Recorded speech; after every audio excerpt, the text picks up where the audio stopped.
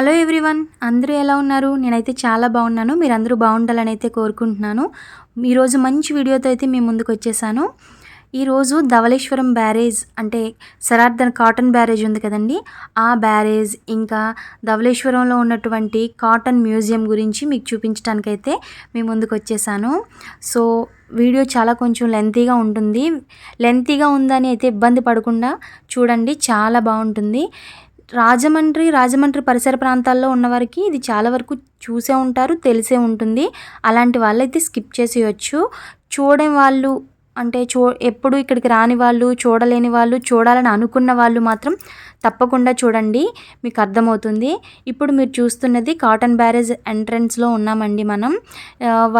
అప్పట్లో వాళ్ళు ఉండేటటువంటి హౌసెస్ ఉంటాయి కదా, వాళ్ళు ఎలా ఉండేవారు అంటే సంబంధించినటువంటి ఇంజనీర్స్ ఉండేవాళ్ళు కదా, వాళ్ళకి సంబంధించినటువంటి హౌసెస్ అండి ఇవి. మొత్తం అంతా బ్రిటిషర్సే ఉండేవాళ్ళు వీటిల్లో. ఇవి చూడండి, ఇప్పుడైతే పాతబడిపోయాయి, ప్రజెంట్ ఎవ్వరు ఉండట్లేదు. ఏవో కొన్ని ఆఫీస్ వర్క్స్ లేదంటే ఇంజనీరింగ్ ఉంటారు కదా, వాళ్ళకి సంబంధించిన డిపార్ట్మెంట్ వాళ్ళైతే ఉంటున్నారు. కొంతమంది అయితే ఆఫీస్ వర్క్స్ అయితే చేసుకుంటున్నారు.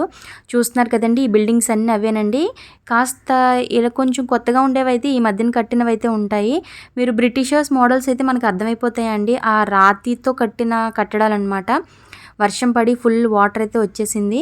మీరు చూస్తున్నారు కదా, ప్రాంతీయ మృత్తికా ప్రయోగశాల అండి. అంటే సాయిల్ అనేది టెస్ట్ చేస్తారు కదా, అది ఎలా ఉంది ఏంటి అనేది చాలా టెస్టులు చేసి కానీ ఒక బ్రిడ్జ్ కానీ ఒక బ్యారేజ్ కానీ కట్టాలంటే చాలా కష్టం. కాబట్టి ఒక నది మీద ఇవన్నీ టెస్ట్ చేసి అయితే వాళ్ళు కడతారు. సో దానికి సంబంధించినటువంటి వాళ్ళు అప్పట్లో ఉన్నటువంటి పనిచేసే వాళ్ళే కానీ లేదంటే ఇంజనీర్సే కానీ చాలామంది ఉంటారు కదా, ఆఫీసర్స్, అది వాళ్ళకి సంబంధించిందండి. ఇది కాటన్ బ్యారేజ్ మనం ఎంట్రీ అవ్వటానికి సంబంధించినటువంటి మెయిన్ గేట్ అన్నమాట. నేను ఇప్పుడు మీకు లోపలికి వెళ్ళి చూపిస్తాను. బ్యారేజ్ అయితే నేను కాటన్ బ్యారేజ్ని మీకు పూర్తిగా అయితే చూపించట్లేదండి, ఎందుకంటే చాలా ఉంటుంది. అది మొత్తం 175 గేట్లు ఉంటాయి. పూర్తిగా అయితే సేమ్ మొత్తం అంతా ఒకలానే ఉంటుంది. చాలా పెద్ద బ్యారేజ్ ఉంటుంది. ఈ ధవళేశ్వరం మీద నుంచి మనకు సంబంధించి రాజోలు, భీమవరం ఇలాంటి ఊర్లు, ఇంకా లంక గ్రామాలు ఉంటాయి కదండి. బొబ్బర్లంక, కడియప్పు లంక, పాసర్లపూడి లంక, ఇవన్నీ గోదావరిని ఆనుకుని ఉన్నటువంటి పరిసర ప్రాంతాలు అన్నమాట. ఇవన్నీ చాలా ఉంటాయి. ఇక్కడ చాలా ఆఫీసెస్ ఉంటాయండి. అవన్నీ కూడా మనకి బ్రిటిషర్స్ కట్టినటువంటి కాలం నాటి ఆఫీసులే. అవి మీకు చూస్తే అర్థమవుతుంది. మీరు చూస్తున్నారు కదండి, ఆ బ్రిడ్జ్లా ఉండి దాని మీద ఎల్లో కలర్లో ఒక మిషన్ కనబడుతుంది కదా, అది ఏంటంటే ఇది బ్రిడ్జ్ అండి. ఈ బ్రిడ్జ్ కిందనన్నీ ఉన్నవన్నీ గేట్లు అనమాట. ఈ గేట్లు ఎత్తడానికి ఉపయోగపడే మిషన్ అనమాట అది. సో దాన్ని అయితే మనం చూడొచ్చు. మొత్తం ధవళేశ్వరం బ్యారేజ్లో ఇలాంటివి చాలా ఉంటాయి, ఒక 2-3 ఉంటాయి అనుకుంటా. ఇవి ఏం చేస్తుందంటే దీని సహాయంతో దీన్ని పైకి ఎత్తుతారు. అక్కడ ఆల్రెడీ వాళ్ళు ఏవో ఉన్నారండి కొంతమంది మనుషులు అయితే అక్కడ ఉన్నారు పైన. ఇది ఈ చిన్న బ్రాంచ్ అండి. ఇది గోదావరికి సంబంధించి చిన్న బ్రాంచ్. ఇక్కడి నుంచి వాటర్ని పంట పొలాలకి అంటే గోదావరిలో తూర్పుగోదావరి, పశ్చిమ గోదావరికి సంబంధించినటువంటి ప్రాంతాల వారి పంటలు పండించుకోవడానికి వాటర్ని అయితే సెపరేట్గా పంపిస్తారు. ఈ ధవళేశ్వరం బ్యారేజ్లో ఉన్న గేట్లని క్లోజ్ చేయడం వల్ల మనకి వాటర్ అనేది సముద్రంలో కలిసిపోకుండా పంట పొలాలకు మళ్లించడానికి అయితే ఉపయోగపడతాయండి. ఇప్పుడు ఈ గోదావరిలో పట్టినటువంటి చేపలు అయితే ఏంటి, రొయ్యలు అంటే ఏంటి, రకరకాలైతే ఉన్నాయండి. వాటిని అయితే ఇక్కడ తీసుకొచ్చి మనకి అమ్ముతారు. కొనుక్కునే వాళ్ళు అయితే కొనుక్కుంటారు. నేనైతే ఒకసారి ఆ ఫిష్ మార్కెట్ కూడా, గోదావరిలో పట్టినటువంటి ఫిష్లో ఏవైతే ఉంటాయో వాటికి సంబంధించిన మార్కెట్ని కూడా మీకైతే చూపించడానికి ట్రై చేస్తాను. నేనైతే ఆవిడతో మాట్లాడానండి. రకరకాల ఫిష్లు అయితే చెప్పారు ఆవిడ. ఇలా ఈ విధంగా వాళ్ళు అంటే మనం అనుకుంటాం కానీ పెట్టుబడి లేని ఒక రాబడికి సంబంధించిన విషయం అయినప్పటికీ కూడా చాలా రిస్క్ అండి. వాళ్ళు గోదావరిలోకి బోట్లు వేసుకొని చాలా ఉధృతంగా వరద ప్రవహిస్తున్నప్పటికీ కూడా వాళ్ళు రిస్క్ చేసి ఆ గట్లపైకి ఎక్కి లేదంటే ఆ బోట్లు వేసుకొని లోపలికి వెళ్ళి చాలా కష్టపడి అయితే ఆ చేపలు అవి తీసుకొస్తారండి. చాలా కష్టమండి పాపం మగవాళ్ళకైతే, జాలర్లు పట్టే వాళ్ళకి. ఈ విధంగా అయితే మనకి రకరకాలైతే చాలా దొరుకుతాయండి. రొయ్యల్లో నేను చూశాను, చిన్న సైజు నుంచి పెద్ద సైజు వరకు కూడా పెద్ద మీసాలు ఉన్న రొయ్యలు కూడా ఉన్నాయి. మనకి అక్కడే కావాలంటే వాళ్ళు అక్కడే తయారు చేసేసి ఫిష్లు, చేపలు, ఏమైనా రొయ్యలు అవి క్లీన్ చేసి తయారు చేసి అయితే మనకి ఇచ్చేస్తారు. మీరు చూస్తున్నారు కదా, కాస్త పంట పొలాలకైతే వాటర్ని అయితే కంపల్సరీ నేను ఇప్పుడు చూపిస్తున్నటువంటి పాయలో అయితే వదులుతారండి. చాలా వరకు పిట్టలు పక్షులు ఉంటాయి కదా, అవి ఏంటంటే కొంగలు అవన్నీ కూడా చేపలను అయితే పట్టుకోవడానికి వస్తున్నాయండి. కొంచెం జూమ్ చేసి చూపిస్తున్నాను. ఒకటైతే పట్టుకొని అయితే వెళ్ళిపోయింది, ఇంకొక దానికైతే చాలా కష్టంగా ఉన్నట్టుంది. సో ఈ విధంగా అయితే మనకి చూడొచ్చు. మొత్తం అక్కడ మనం అనుకుంటాం కానండి, రాజమండ్రి నాకు తెలిసి రాజమండ్రి చాలామందికి ఇష్టం ఉంటుంది. నాకు కూడా చాలా ఇష్టం. ఎందుకు ఇష్టం అంటే అదంతా ప్రకృతికి దగ్గరగా ఉన్నట్టుగా ఉంటుందండి. అంటే రాజమండ్రి సిటీ కాకపోవచ్చు కానీ రాజమండ్రి మొత్తం రూరల్ ఏరియా ఉంటుంది కదా, అది పల్లెటూరులు ఆ పక్కన ఉన్నటువంటి లంక గ్రామాలే కానీ, గోదావరి, పశ్చిమ గోదావరి, తూర్పు గోదావరి, గోదావరి అనుకుని ఉన్నటువంటి పరిసర ప్రాంతాలన్నీ కూడా చాలా బాగుంటాయి. నేను ఆ చేపలమ్మే ఆమెతో అయితే మాట్లాడించాను. ఎలాంటివి మాట్లాడాను అనేది ఇది కూడా వినండి. ఇవైతే నాకైతే చాలా భయంగా అనిపించింది. పాముల్లానే ఉన్నాయి సేమ్. సో ఆవిడైతే ఏం చెప్తున్నారంటే ఇవి మలుగు పాములు అని. సో మీరైతే వినండి. నిజంగా పామేనది? అయ్య బాబోయ్, నిజంగా పాములాగే తిరుగుతుంది అది.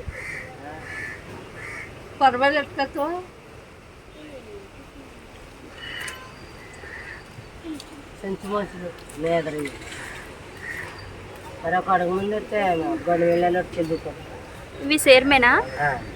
సేర్మని తినండి అమ్మా, ఇవన్నీ రోజు తిన్న చేపలే. నేను ఎప్పుడు ఇవి కూడా తినలేదు.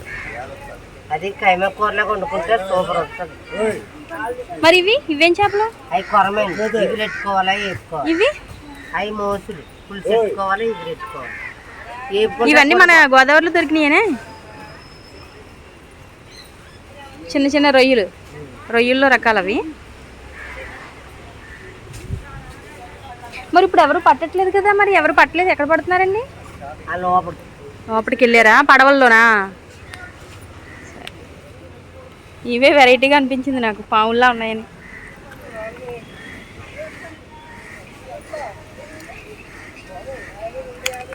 చూసారు కదండి, చాలా వరకు అయితే గేట్లను ఎత్తేసారు. అయినా కూడా రిస్క్ చేసి చేపలను అయితే వేటకైతే వెళ్ళారండి. ఆవిడ చెప్తున్నారు రకరకాల చేపలు అయితే ఉన్నాయి. అవన్నీ వీళ్ళు మగవాళ్ళందరూ చేపలు పట్టడానికి వెళ్తారు. ఇక బోట్లన్నీ ఇక్కడ పెట్టారు. ఆడవాళ్ళందరూ కూడా అమ్ముతూ ఉంటారు. నేనైతే ఒక ఆయన అయితే షూట్ చేశానండి. ఆయన అయితే చాలా రిస్క్ చేసి పడుతున్నారు. నాకు నిజంగా అది చాలా కష్టంగా అనిపించింది. చాలా పైకి కూడా ఉంది ఆ బ్రిడ్జ్ అనేది. దాని మీదకి ఎక్కైతే పట్టారు, చూపిస్తాను. మీరు నెక్స్ట్ వచ్చి క్లిప్పింగ్లో వస్తుంది చూడండి. చూస్తున్నారు కదండి, ఈయన చాలా ఎక్కువ ఎత్తుగా ఉన్నటువంటి ఒక బ్రిడ్జ్ అయితే ఎక్కి దాని మీద నుంచి అయితే నెట్ వేస్తున్నారు. ఈ నెట్ వేయటం వల్ల ఆ నెట్లో అయితే మనకి చిన్న చిన్న చేపలు అయితే చిక్కుకుంటాయండి. చాలా బాగా అనిపించింది. ఆ నెట్ వేయడం చాలా అందంగా అయితే వచ్చిందండి. సో ఒకవేళ వాళ్ళు ఎప్పుడైనా స్లిప్ అయి పడిపోయినా వాళ్ళకైతే ఈత కూడా వస్తుందండి. ఇంకొకటి ఏంటంటే, ఈ బాగా పెద్ద వరదలు వచ్చి గోదావరి బాగా ఉధృతంగా వస్తున్నప్పుడు వాళ్ళ ప్రాణాల సైతం లెక్క చేయకుండా అయితే గోదావరిలో ఈత కొడతారు. ఈత కొట్టి వాళ్ళకి ఏం కావాలని ఈత కొడతారు అంటే చేపల కోసం కాదండి, పెద్ద పెద్ద దొంగలు కొండల మీద లేదంటే ఒక అడవుల్లో ఉన్నటువంటి దొంగలు అయితే ఉంటాయి కదండి, మంచి మంచి కలప అంటే చెక్క అనమాట, మంచివి చాలా, అంటే రోజ్ వుడ్ అని టేక్ వుడ్ అని ఇవన్నీ ఉంటాయి కదా, చాలా చాలా మంచివి. అలాంటి దొంగలు అయితే వచ్చేస్తాయండి వరద ఉధృతికి. వాటి కోసమని చెప్పి వెళ్తారండి, చాలా రిస్క్ చేసి వెళ్తారు. ఈ చేపలు పట్టడం ఒకటి, ఆ దొంగల కోసం వెళ్ళటం ఒకటి అనేది చాలా రిస్క్ చేస్తారండి. నిజంగా అది నేను ఒకసారి దొంగలు పట్టే ఆయన కూడా చూశాను. అదైతే అప్పుడు షూట్ చేయలేదు. చాలా కష్టంగా అయితే అనిపించిందండి వాళ్ళు తీసుకురావటం అనేది. వాళ్ళకి అసలు భయం కూడా అనిపించదో ఏంటో అనిపిస్తుంది అండి. పడవలు వేసుకొని వెళ్ళిపోతారు అంత పెద్ద గోదావరి వస్తున్నప్పటికీ కూడా. చూడండి, ఈయనైతే మనకి చేపలు అయితే పట్టారు. చాలా తక్కువగా అయితే వచ్చాయండి.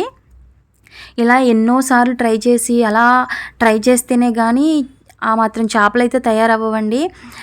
సో నాకు తెలిసి వాళ్ళకి ఒక డైలీ ఒక 500, అంటే కొంచెం బాగా చేపలు దొరికితే మాత్రం 500 నుంచి స్టార్ట్ అవుతుంది అనుకుంటా ఇన్కమ్ అనేది. అంతే. నెక్స్ట్ ఇక్కడ చూస్తున్నారు కదండి, welcome to sir Arthur Cotton barrage Dhavaleswaram. నిజంగా ధవళేశ్వరం ఎంత పుణ్యం చేసుకుందో, ఆయనకు ఆ థాట్ వచ్చి ఆ గోదావరి వాటర్ని మనం ఇలా సేవ్ చేయాలి అనేది.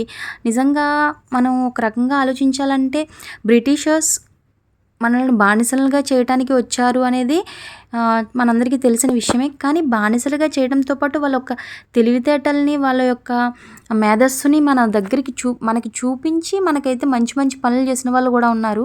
అందులో ఈయనైతే చాలా ప్రప్రథముడు, ముఖ్యుడుగా చెప్పుకోవచ్చండి ఈయన కాటన్ గారిని. సో మీరు చూస్తున్నారు కదా ఎంత ఉధృతంగా ఉందో. ఇంకా నేను కాస్త స్లోగా అయితే తీసానంటే మొబైల్ అనేది జారిపోద్దేమని భయపడి నేను ఎక్కువ తీయలేదు. కానీ చాలామంది అయితే వేరే ఊర్ల నుంచి వచ్చి కూడా అక్కడ చూసుకొని వెళ్తున్నారండి.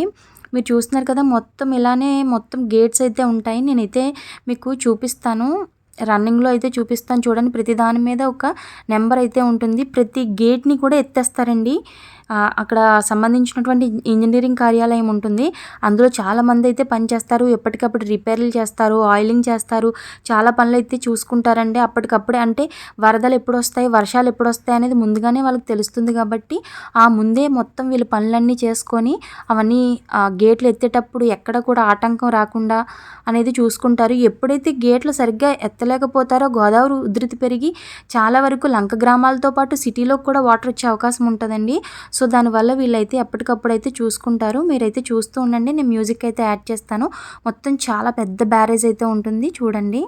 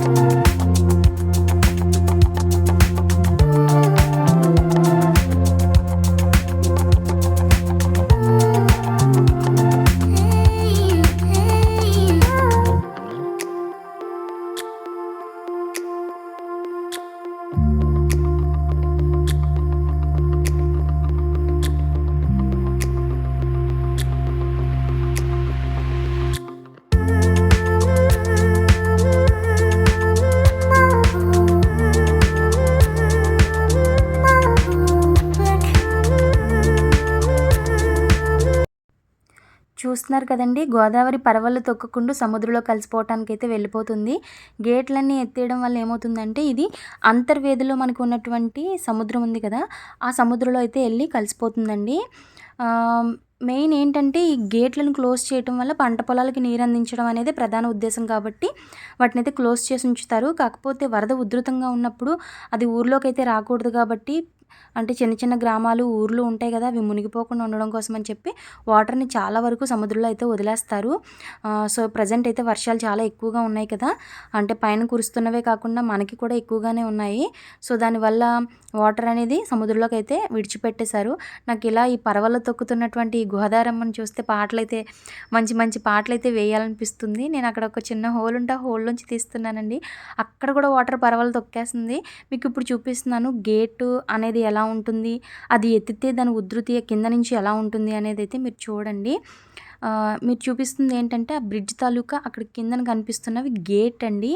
ఆ గేట్ని ఇందాక మీకు చూపించాను, ఎల్లో కలర్ మిషన్ ఉంటుంది కదా, ఆ మిషన్ సహాయంతో పైకి అయితే లాగుతారు. ఆ వైర్లు అయితే ఉంటాయండి, వాటి సహాయంతో లాగినప్పుడు అంటే కాస్త ఎత్తుతారు పైకి, ఎత్తినప్పుడు వాటర్ కింద నుంచి అయితే వెళ్తుంది. చాలా స్పీడ్గా అయితే వెళ్తుందండి, చాలా ఫోర్స్ అయితే ఉంటుంది అక్కడ. మంచి సౌండ్ కూడా చాలా హోరుమని వస్తుంది. సో ఈ విధంగా అయితే గేట్లు అనేవి ఉంటాయి. అలా ప్రతిదానికి మనకి మొత్తం అలా గేట్స్ అన్నీ ఉంటాయి. ఏ విధంగా కట్టారు, ఎన్ని రోజులు కష్టపడి ఉంటారు అనేది కూడా చాలా విచిత్రంగా అనిపిస్తుందండి నాకైతే. ఆయనకు ఆ థాట్ రావటం, దాన్ని ఇక్కడ ఇంప్లిమెంట్ చేయటం అనేది చాలా బాగుంటుంది. మీరు అక్కడ చూస్తున్నారు కదండి, గ్రీన్ కలర్లో కనిపిస్తుంది కదా, దాన్ని లంక అంటారు. మనమైతే ద్వీపకల్పాలు అంటారు కదా, ఐలాండ్స్ టెంపుల్స్ అంటారు కదా అవన్నమాట. వాళ్ళు అక్కడ చాలామంది అయితే నివసిస్తారండి. నేను వాళ్ళతో మాట్లాడాను కూడా. ఆ లంకలో ఎవరైనా ఉంటారా అంటే ఈ చేపలు పట్టుకునే వాళ్ళు ఉంటారు కదా అక్కడ ఉంటారండి. వాళ్ళ పిల్లలు మాత్రం ఊర్లో వచ్చి చదువుకుంటారట. వాళ్ళు మాత్రం అక్కడ ఎందుకుంటారు అని అంటే వాళ్ళకి అక్కడ అలవాటైపోయింది మొదటి నుంచి. అక్కడ జీవనోపాధి చూసుకుంటూ ఉంటారు. అక్కడ కరెంట్ ఫెసిలిటీస్ అది దానికోసం అయితే సోలార్కి సంబంధించినవి అయితే వాడుతూ ఉంటారు. మీరు ఇప్పుడు చూసారు కదండి ఆ మెట్లు ఎక్కైతే వెళ్తారు. ఇక్కడ ఒక వైర్ ఉంది కదా, ఈ బ్లాక్ కలర్లో ఉన్నటువంటి ఈ ఐరన్ వైరు, ఈ వైర్ సహాయంతో మిషన్ ద్వారా లాగుతారండి పైకి. లాగినప్పుడు ఈ గేట్లు అయితే పైకి ఎత్తడం కిందకి దించడం అలాంటివనేవి జరుగుతాయి. ఇదంతా పెద్ద ప్రాసెస్. ఎక్కడ చిన్న మిస్టేక్ జరిగినా గేట్ క్లోజ్ అవ్వదు, లేదంటే గేట్ ఓపెన్ అవ్వదండి. చాలా ముందుగానే వీళ్ళు అలర్ట్గా ఉండి అన్నీ చక్కబెట్టుకుంటారు. ఎప్పుడు ఒక పక్క పాయ మాత్రం ఓపెన్ చేసే ఉంటుంది అటువైపు గేటు. ఎందుకంటే అది పంట పొలాలకి నీరు అందించేదండి. నిజంగా ఈ గోదావరి పరిసర ప్రాంతాల వాళ్ళు చాలా అదృష్టవంతులు. వారు ఎప్పుడు కూడా నిత్యం గోదావరితోనే ఉంటుంది వాళ్ళ జీవితం అంతా. ఇంక విడదీయరానిది అంటారు కదా, ఆ విధంగా అయితే వాళ్ళది ఆ జీవితాలు అయితే అలా ఉంటాయి. ఇప్పుడు మీరు చూపిస్తున్నది ఏంటంటే కాటన్ మ్యూజియం అండి. ఈ మ్యూజియంలో వాళ్ళు వాడినటువంటి వస్తువులను, మిషన్స్ని, ఇంకా వాళ్ళు ఏ విధంగా కట్టారనేటువంటి ఫొటోస్ని అయితే భద్రపరిచారు. వాళ్ళకి సంబంధించినటువంటి పాత బిల్డింగ్స్ అంటే వాళ్ళు అందులోనే ఉండడం, అందులో వండుకొని తినటం ఇవన్నీ ఉంటాయి కదా, ఆ బిల్డింగ్స్ అన్నీ మీకు చూపిస్తున్నవి అవేనండి. చాలా గ్రీనరీ ఉంటుందండి, ప్రకృతికి దగ్గరగా ఉంటుంది, చాలా అందంగా ఉంటుంది. ఇంకా ఎక్కువ కోతులు కూడా ఉంటాయండి అక్కడ. ఎక్కువ స్వీట్ కార్న్ అమ్మే వాళ్ళు ఉంటారు అక్కడ.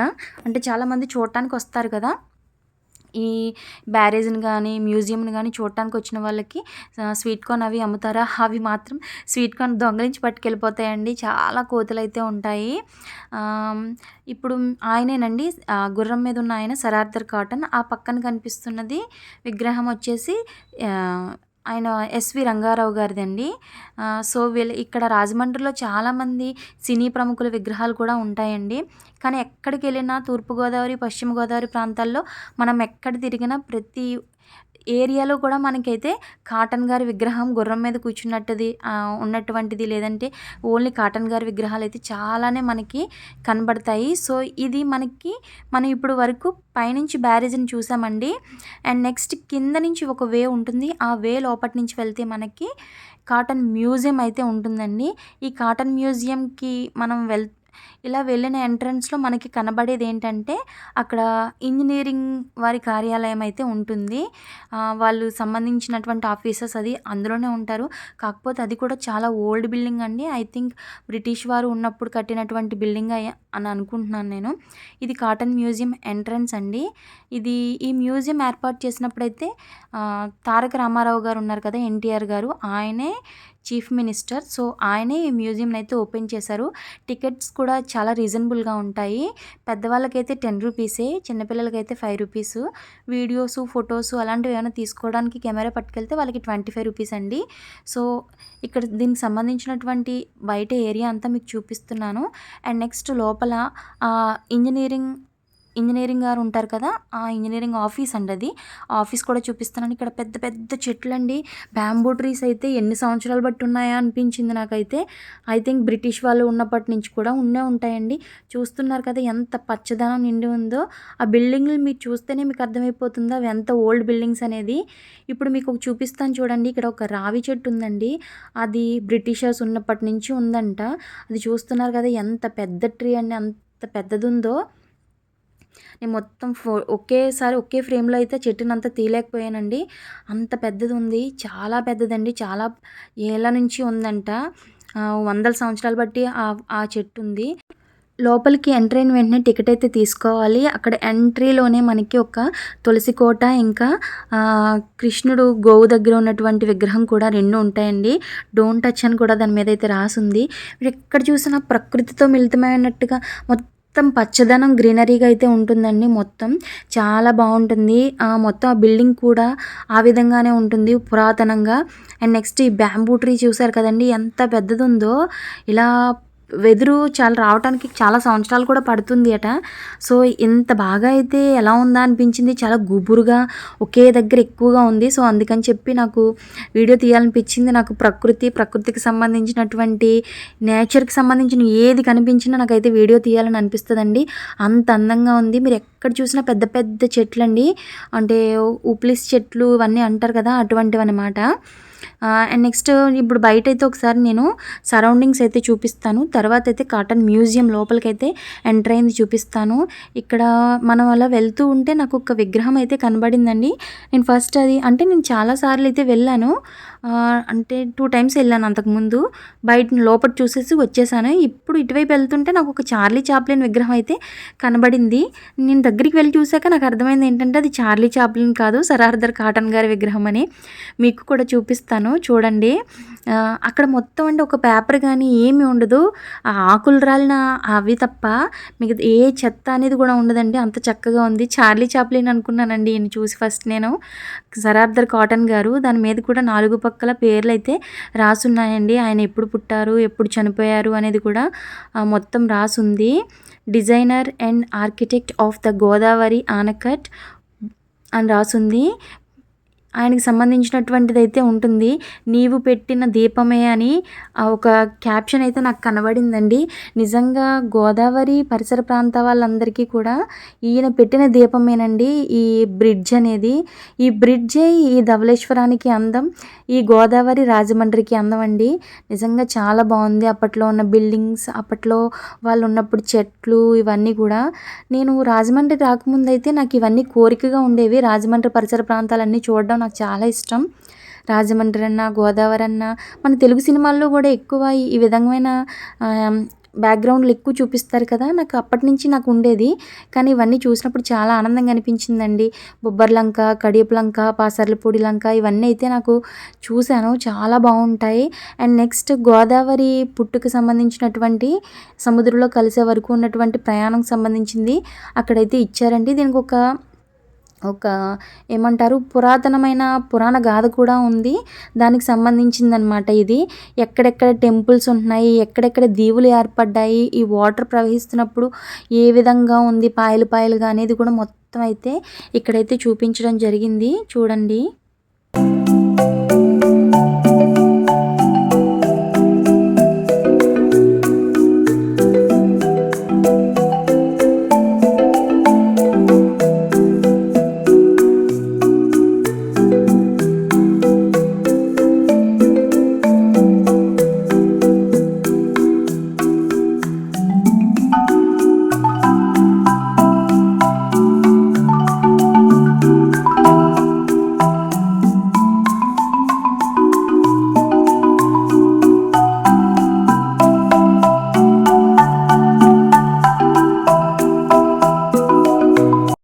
మ్యూజియం ఎంట్రన్స్లో మీరు గమనించే ఉంటారు, అక్కడ ఒక క్యాప్షన్ అయితే చాలా బాగుందండి.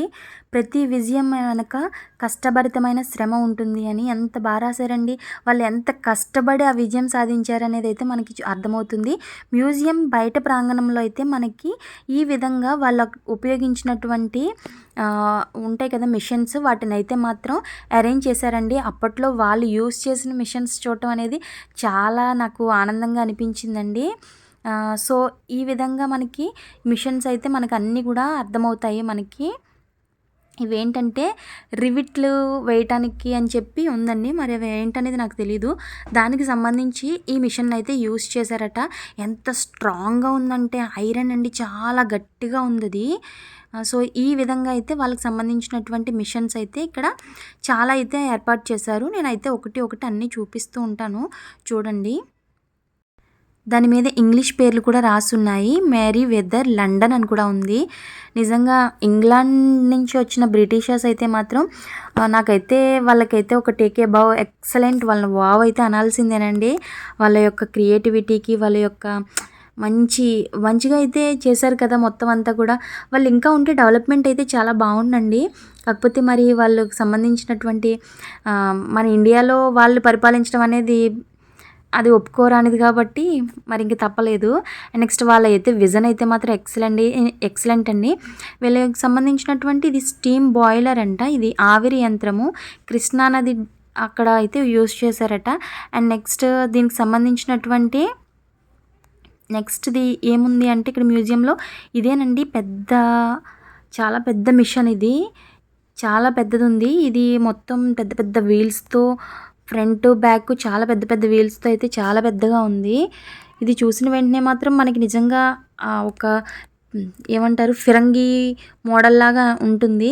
అండ్ నెక్స్ట్ దీన్ని చూసిన వెంటనే ఇది బ్రిటిషర్‌దని చెప్పేయొచ్చు. అంత ఈజీగా మనం కనిపెట్టగలం. అంత బావుంది. దీన్ని కూడా మనం అక్కడ గోదావరి ఆ కాటన్ బ్యారేజ్ నిర్మించేటప్పుడైతే యూజ్ చేశారండి.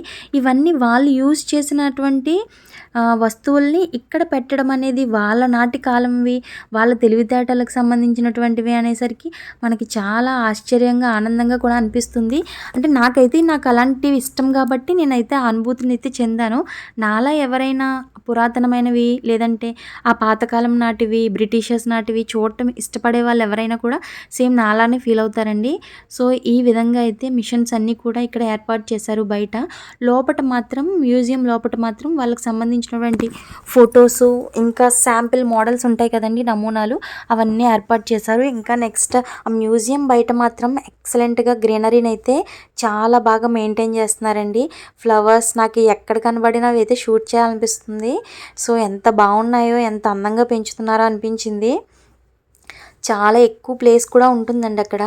దానివల్ల మొక్కలు అంటే పెద్ద పెద్ద చెట్ల నుంచి చిన్న చిన్న మొక్కల వరకు కూడా ఉంటాయి. ఇది ఐరన్ కార్ట్ అంటండి. అంటే బండి మనకి ఏవైనా లాగుతారు కదా, నిర్మాణంలో ఉపయోగపడేటటువంటి పెద్ద పెద్ద దొంగలు అలాంటివి అయితే లాగటానికైతే దీన్ని ఉపయోగించారట.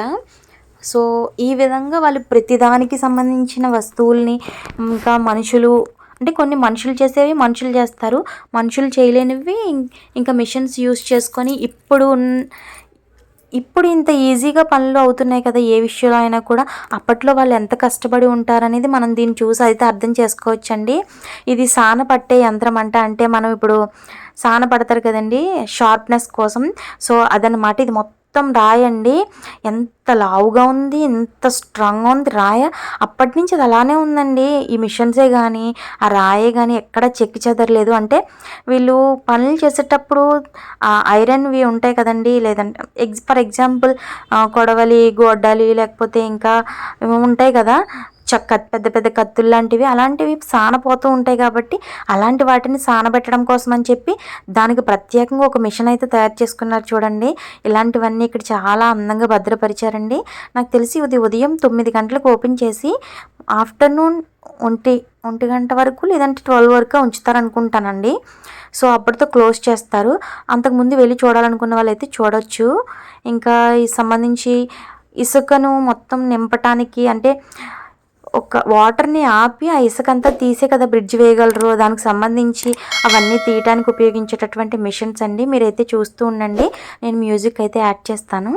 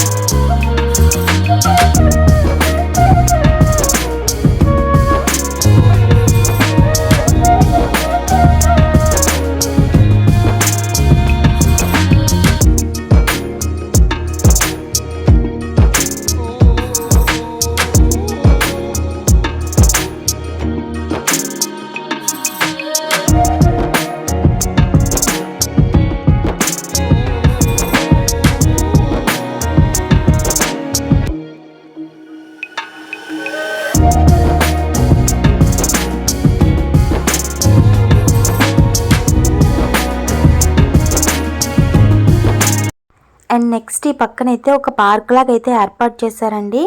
అంటే పిల్లలు రావటానికి కానీ పెద్దవాళ్ళు వచ్చి కూర్చొని ఇవన్నీ చూడటానికైతే ఒక పార్క్ని అయితే ఏర్పాటు చేశారు.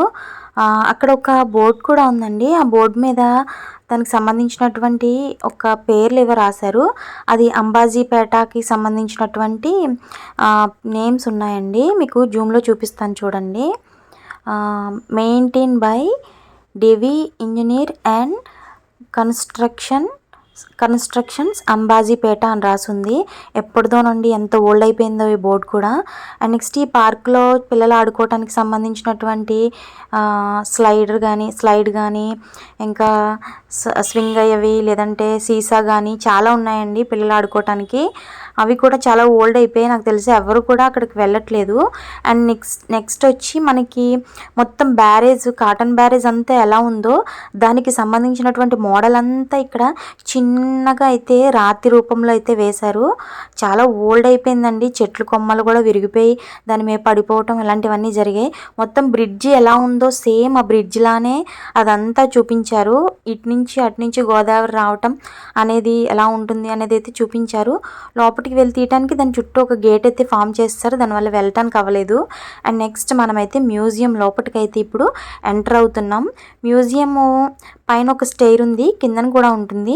పైన మెట్లు ఎక్కైతే వెళ్ళాలండి. అవి చెక్కతో తయారు చేసినటువంటి మెట్లు.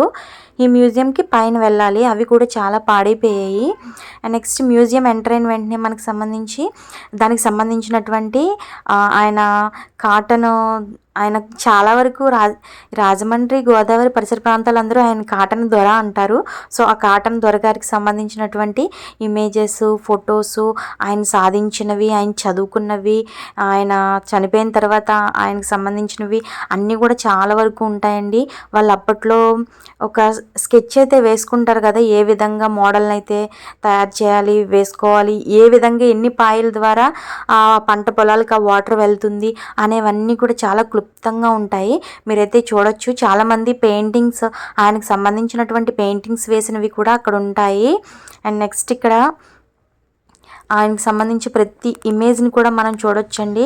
అప్పట్లో తీసినటువంటి చిన్న ఫొటోస్ని వీళ్ళు పెద్ద పెద్ద ఫొటోస్గా పెట్టి ఆ మ్యూజియంలో అయితే భద్రపరిచారు. ఇంకా నెక్స్ట్ వచ్చి చాలా శాంపిల్స్, మోడల్స్, అప్పట్లో వాళ్ళు యూజ్ చేసినటువంటి బ్రిడ్జ్ మోడల్ ఒకటి అనుకుంటారు కదా, ఆ మోడల్కి సంబంధించిన నమూనాలు అవన్నీ కూడా ఉన్నాయి. స్టార్టింగ్లో ఈ విధంగా అయితే మనకి బేస్మెంట్ అయితే వేశారట. అంటే ఇలా తవ్వటం, ఇలా వేయటం అని ఉంటాయి కదా స్టార్టింగ్, దానికి సంబంధించిన ఇమేజెస్ కూడా ఉంటాయి. మీరు మొత్తం చూడండి, చూస్తే మీకు అర్థమవుతుంది. ఈ విధంగా అంటే ఎప్పుడు మనం వేరే ఏవైనా చూస్తూ ఉంటాం, కానీ ఇలాంటివి కూడా తెలుసుకోవటం అంటే ఎందుకు నేను ఇది వీడియో కూడా చేయడం చాలా మంచిదనిపించిందండి. చాలా వరకు ఆ మ్యూజియం కూడా కారిపోతుంది. వర్షాలకి మొత్తం అక్కడ అంతా ఫుల్ వాటర్ ఉందండి. మెల్లగా నడుచుకుంటూ వెళ్ళైతే నేను వీడియో తీశాను. నాకు తెలిసి ఒకప్పటికి ఇవి ఉంటాయా, వీటిని భద్రపరుస్తారా లేదా కూడా నాకు తెలియదు, కానీ నేను తీయడం మంచిదనిపించింది. నాకైనా సరే ఈ వీడియో ఎప్పటికైనా చూసుకుంటే బాగుంటుంది, నేను మా పిల్లలకి ఎవరికైనా చూపించవచ్చు అనే ఉద్దేశంతో అయితే నేను మొత్తం షూట్ చేశాను. దానికి సంబంధించి ప్రకాశం బ్యారేజ్ నమూనా అండి ఇది. అది కూడా అన్నీ ఉంటాయండి ఇక్కడ. అంటే వరాహ నది ఉంది కదా, దానికి కట్టినటువంటి కట్టడాలు ఉంటాయి. తాండవాకి కట్టినవి ఇవన్నీ ఉంటాయండి. చాలా కాలువలు, నదులకు సంబంధించినవి, ఎన్ని ఏరియాల్లో ఈ గోదావరి వాటర్ వెళ్తుంది అనేది అన్నీ ఉంటాయండి. ఇక్కడ చాలా నమూనాలు, వాటికి పేర్లు కూడా రాశారు. స్వింగ్ అండ్ లిఫ్ట్ షట్టర్ అట దీని పేరు. ఇలా చాలా ఉన్నాయి. అది అంటే నేను అనుకుంటున్నా లిఫ్ట్ చేయడానికి, గేట్లు లిఫ్ట్ చేయడానికి సంబంధించినటువంటి నమూనా అయి ఉంటుందండి. అది చూస్తున్నారు కదా, అద్దాలు అన్నీ పోయాయండి. అండ్ నెక్స్ట్ గోడలు కూడా వాటర్ అంతా కారిపోయి మొత్తం నానిపోయి వర్షాలకి గ్రీన్ నాచు పట్టేసి చాలా ఇదిగా అయిపోయాయి. సో వీడియో తీయడం అయితే చాలా మంచిదే అయింది. నేను ఎప్పటి నుంచో నాకు ఒక డ్రీమ్ అనమాట, ఇంత పెద్ద వీడియో లెంతీ అయినా పర్లేదు పెట్టుదాం, ఎవరైనా చూసిన వాళ్ళు చూస్తారు. అంటే నాకు తెలిసి ప్రజెంట్ జనరేషన్ వాళ్ళు అంత ఇష్టపడకపోవచ్చు, కానీ పాత వాళ్ళు, పెద్దవాళ్ళు లాంటి వాళ్ళు అయితే చూస్తారని అయితే నా అభిప్రాయం. సో వాళ్ళ కోసము నాకు ఈ డిజిటల్ మీడియాలో ఒక మెమరబుల్గా ఉంటుంది ఇవన్నీ నేను చెప్పి నేను కూడా తీసుకున్నానండి. సో మీరైతే చూడండి. ఒకవేళ నా వీడియో మీకు నచ్చినట్లయితే కనుక ఛానల్ని అయితే సబ్స్క్రైబ్ చేయండి. చాలామంది చూస్తున్నారు కానీ సబ్స్క్రైబ్ అయితే చేయట్లేదు. సో ఛానల్ అయితే సబ్స్క్రైబ్ చేయండి. కింద నా పేరు వనిత విహారం అని ఉంటుంది నా ఛానల్ పేరు. దాని పక్కన సబ్స్క్రైబ్ అనే ఆప్షన్ ఉంటుంది. దాన్ని క్లిక్ చేస్తే బెల్ ఐకాన్ వస్తుంది. దాన్ని ట్యాప్ చేయండి. అప్పుడు నేను పెట్టే ప్రతి నోటిఫికేషన్ మీకైతే వస్తుంది. ఇప్పుడు చూస్తున్నారు కదండి, ఇది పట్టిసీమ ఎత్తిపోతల పథకం అండి. ఆ గ్లాస్ మొత్తం పగిలిపోయింది. దానికి సంబంధించింది కూడా లోపల ఉందండి. ఇంక ఇవన్నీ కూడా గోదావరి పాయలు పాయలుగా ఎక్కడెక్కడ ప్రవహిస్తుంది అనేవి ఎన్ని నమూనాలు, ఎన్ని శాంపిల్స్. నిజమేనండి, ఒక ఇల్లు కట్టడమే ఎంత కష్టమైనప్పుడు ఒక ఆనకట్ట కట్టడానికి ఎంత కష్టంగా ఉంటుంది. ఇప్పటికీ పోలవరం ప్రాజెక్టు, ఆ పట్టిసీమ ప్రాజెక్ట్ అవ్వలేదండి. అది నిజంగా చాలా టైం తీసుకుంటుంది. ఆ విధంగా ఆ రోజుల్లో ఎంత టైం పట్టుంటుంది అనేది కూడా మనం ఆలోచించవచ్చు. దానికి సంబంధించి చూస్తున్నారు కదా, ఇది గోదావరి బ్యారేజ్ మోడల్ అని చెప్పి ఉంది దీని మీద. చూడండి, మొత్తం అయితే నేను వీడియోస్లో ఇవన్నీ నేను మీకు ఎక్కడైతే ఎక్స్ప్లెయిన్ చేయాలో అక్కడ ఎక్స్ప్లెయిన్ చేస్తాను. వేరే చోట అయితే మ్యూజిక్ యాడ్ చేస్తాను. మీరు మొత్తం ఫొటోస్ అవి చూడండి.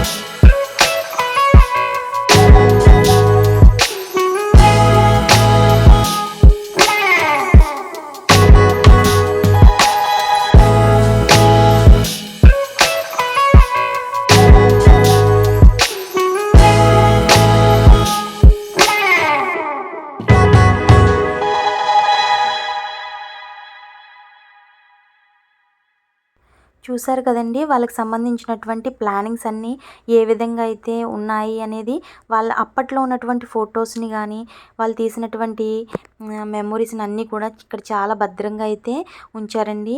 అక్కడ ఆయన ఫోటోలో మాత్రం హీరోలా అయితే ఉన్నారు. నిజంగా నీవు పెట్టిన దీపమే అనేది ఒక చిన్న క్యాప్షన్ ఉంటుందండి, అది చాలా నిజం, ట్రూ అండి. ఆ క్యాప్షన్ అర్థమైతే ఆయన చేసినటువంటి, నిజంగా ఆయన చేసిన ఈ ఉపకారాన్ని గోదావరి ప్రజలు ఎప్పటికీ మర్చిపోలేరు. ఎంత సుభిక్షంగా, ఎంత సస్యశ్యామలంగా ఈ గోదావరి పరిసర ప్రాంతాలు ఉన్నాయంటే ఆయనకి one of the main reason అయితే ఈయనేనండి దానికి. సో అండ్ నెక్స్ట్ మెట్లు చూడండి ఏ విధంగా పాడైపోయాయో, ఇవంతా చెక్కతో తయారు చేసినవి. మనమైతే పైకి వెళ్దాం. ఇక్కడ చూడండి, ఇక్కడ ఒక మంచి మాట ఉంది, ఉన్నతులు ఆశయాల కోసం మరణిస్తే దుర్భరులు ఆశల కోసం జీవిస్తారు అని. నిజమేనండి, ఉన్నతమైన వ్యక్తులకే ఉన్నతమైన ఆలోచనలు, ఉన్నతమైన ఆశయాలు కూడా ఉంటాయి. మనం చిన్న చిన్న కోరికల కోసం, చిన్న చిన్న వాటి కోసమే మనం బ్రతుకుతూ ఉంటాం. మనం చిన్నవి సాధించడమే మనకి జీవితంలో లక్ష్యంగా ఉంటుంది, కానీ వాళ్ళు పెద్ద పెద్ద ఆశయాలు, పెద్ద పెద్దవి కూడా సాధిస్తారు. దీనికి గోదావరి నదికి సంబంధించినటువంటి పురాణ గాథ కూడా ఇక్కడైతే ఉందండి. మీరు ఒకవేళ చదవాలి అనుకుంటే వీడియో ఫాస్ట్ చేసి కూడా చదువుకోవచ్చు. దీనికి సంబంధించినటువంటి ఈ మ్యూజియంలో అటు సైంటిఫిక్గా, లేదంటే ఒక సైంటిస్టులు ఏ విధంగా ఒక ఇంజనీరింగ్ వర్క్ ద్వారా ఎలా జరుగుతుంది, టెక్నాలజీని వాడి ఎలా చేశారు అనేది ఉంది. మరొక పక్క పురాణ గాథ కూడా అయితే ఉంది. ఎన్టీ రామారావు గారు అయితే ఈ మ్యూజియంని స్టార్ట్ చేశారు కాబట్టి ఆయనకి సంబంధించిన ఇమేజెస్, ఎవరెవరైతే ఈ మ్యూజియాన్ని ఇంకా ఈ ధవళేశ్వరం బ్యారేజ్ని సందర్శించడానికి వచ్చారో వాళ్ళ ఇమేజెస్ ఉన్నాయి. చంద్రబాబు నాయుడు గారు, రాజీవ్ గాంధీ, ఎన్టీఆర్, ఇందిరాగాంధీ అందరి ఇమేజెస్ కూడా ఇక్కడైతే భద్రపరిచి పెట్టారండి. వాళ్ళు పరిశీలిస్తున్నవి. ఇంకా అప్పుడప్పుడు అతివృష్టి, అనావృష్టి అలా జరుగుతూ ఉంటుంది కదా, అలాంటి పరిసరాల్లో, అలాంటి ప్రాంతాల్లో, ఇంకా నెక్స్ట్ వచ్చి వరదలు వచ్చి బీభత్సంగా ఆ టైంలోనే ఎక్కువ నష్టం జరుగుతుంది. అలాంటప్పుడు కూడా ఎక్కడ ఏం జరిగింది అనేది ఆ రాష్ట్రాన్ని పరిపాలించే ముఖ్యమంత్రిగా కానీ, ఆ దేశాన్ని పరిపాలించేటటువంటి ప్రధానమంత్రిగా కానీ వాళ్ళైతే వచ్చి చూసినటువంటి సందర్భాల్లో ఉన్నటువంటి ఇమేజెస్ని అయితే ఇక్కడైతే యాడ్ చేశారండి. అంటే పాత దాని నుంచి కొత్త దాని వరకు కూడా, రీసెంట్ ఫొటోస్ వరకు కూడా అక్కడ చాలానే పెట్టారండి. ఇంకా పైన వెళ్ళేసరికి పైన రూమ్లో కూడా కొన్ని శాంపిల్స్, కొన్ని నమూనాలు అన్నీ ఉన్నాయండి. అండ్ నెక్స్ట్ వాళ్ళు పాతకాలం నాటి ఇమేజెస్ అయితే ఇక్కడే ఉన్నాయి. భారతదేశంలో ఉన్నటువంటి సైంటిస్టుల ఫోటోలు పెట్టారు, ఇంకా బ్రిటిషర్స్ ఫోటోలు పెట్టారు, అన్నీ కూడా పెట్టారండి. ఇంకా నెక్స్ట్ ఇక్కడ నాగార్జున సాగర్, మిగతావి శ్రీశైలం ప్రాజెక్టులు ఇవన్నీ ఉంటాయి కదా, వాటికి సంబంధించినటువంటి ఇమేజెస్ని కూడా అన్నీ పెట్టారు. అంటే వీళ్ళన్నీ కూడా పెట్టుకొని అన్నింటి సహాయంతో అయితే చేసినటువంటి ప్లానింగ్స్ అయితే ఒక్కటే ఫాలో అవ్వరు కదా, అన్ని రకాలుగా ఫాలో అవుతారు కాబట్టి వాటికి సంబంధించినవి కూడా ఇక్కడ అన్నీ పెట్టారు. మీకు చూపిస్తుంది నెక్స్ట్ అప్పట్లో వాళ్ళు ఎలా కట్టారు, లేదంటే అప్పుడు వాళ్ళకి సంబంధించి ఆ ఫ్లడ్స్ వచ్చాయి కదా, అంటే 1986లో విపరీతంగా అయితే వచ్చిందంట గోదావరి. చూసారా బ్రిడ్జ్, మనకి ట్రైన్ వెళ్తుంది కదా, ఆ బ్రిడ్జ్ చూసారా ఎంత పై వరకు వాటర్ వచ్చేసిందో. అండ్ నెక్స్ట్ మీకు ఇప్పుడు చూస్తున్నది రాజమండ్రి సిటీలో కూడా వాటర్ కాస్త ఎంటర్ అయిపోయిందండి. అంత దారుణంగా ఉన్నటువంటి పరిస్థితి అదైతే మీకు చూపిస్తున్నాను చూడండి. ఆ రోజు ఆనాటి పిక్స్ని కూడా వీళ్ళైతే మ్యూజియంలో అయితే చాలా భద్రంగా అయితే ఏర్పాటు చేశారు. అప్పుడు ఒక్కొక్కసారి అంటే వానలు లేనప్పుడు ఆ టైంలో ఏ విధంగా గోదావరి నది ఎండిపోయి ఉండేది, అలాంటి ఫొటోస్ని కూడా అన్నీ అయితే పెట్టారు. ఇవి నదులకి సంబంధించినవి అనమాట. ఇక్కడ 3 నదులు అయితే ఉన్నాయి, వరాహ నది, తాండవ నది, కిడ్విట్ ఏదో ఉందండి దాని మీద, అవన్నమాట ఆ పేర్లు. వాటికి సంబంధించినవి కూడా ఇక్కడ అన్నీ పెట్టారు, ప్రతిదీ భద్రపరిచారు.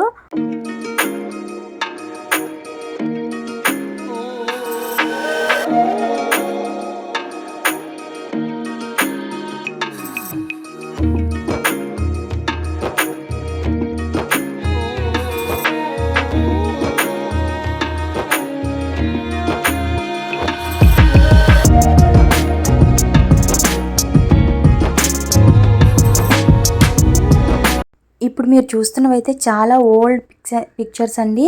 ఎందుకంటే వాళ్ళు అప్పట్లో ఏ విధంగా కట్టారు ఏ విధంగా అనేది అయితే మొత్తం పైన అయితే ఏర్పాటు చేశారు. సో నేనైతే ఈరోజు ఈ వీడియోలో కాటన్ బ్యారేజ్ ఇంకా కాటన్ మ్యూజియం చూపించాలనుకుంటున్నాను. ఐ హోప్ మీకు ఈ వీడియో అయితే నచ్చింది అనుకుంటున్నాను. నచ్చితే నా ఛానల్ని లైక్ చేయండి, సబ్స్క్రైబ్ చేయండి. మీ సపోర్ట్ అయితే ఎప్పుడు నాకు అందించండి. Thank you so much for watching. Thank you. Bye.